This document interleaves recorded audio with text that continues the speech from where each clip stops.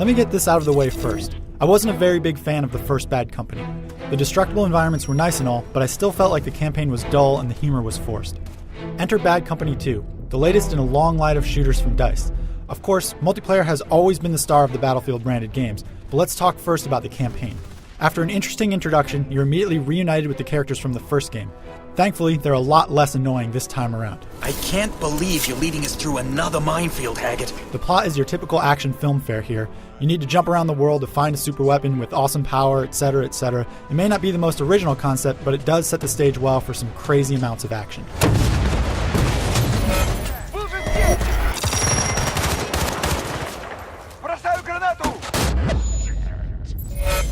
DICE seems to have taken a cue from Modern Warfare 2 and tried for a very large and cinematic scope.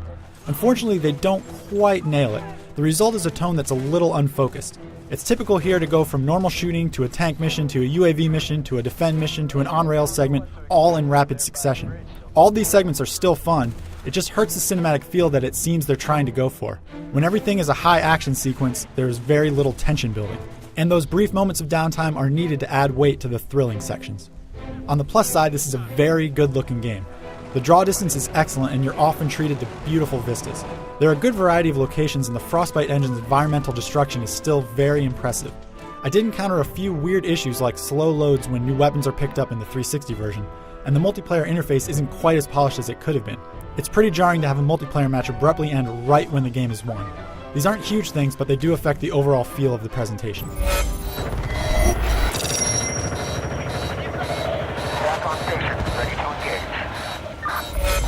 As far as shooters go, Bad Company 2 controls very well, no big surprise there.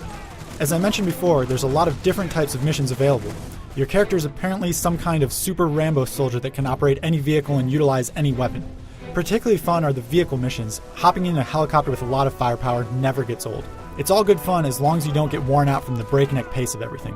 It should be noted that the game design is much more linear than its predecessor. This isn't necessarily a bad thing. It funnels you to the action, and there are no moments where you feel like you're just wandering around in an empty field for no reason. Now, while the campaign is solid, it's not really worth the full price of the game. After all, it's relatively short at about 6 hours. However, there's multiplayer.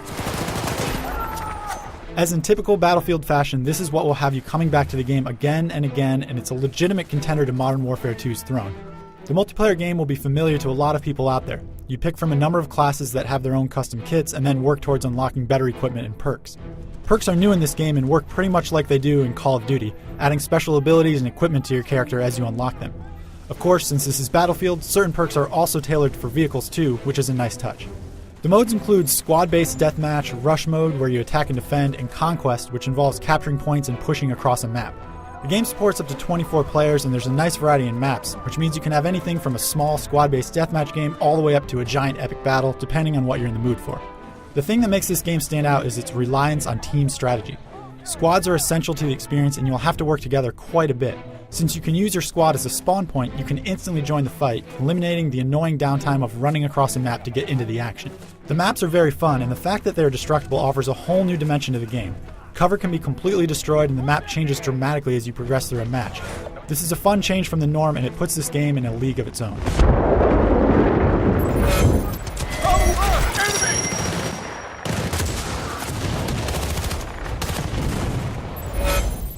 If you're just buying Bad Company 2 for its single player, you might end up being disappointed. It's solid but not remarkable.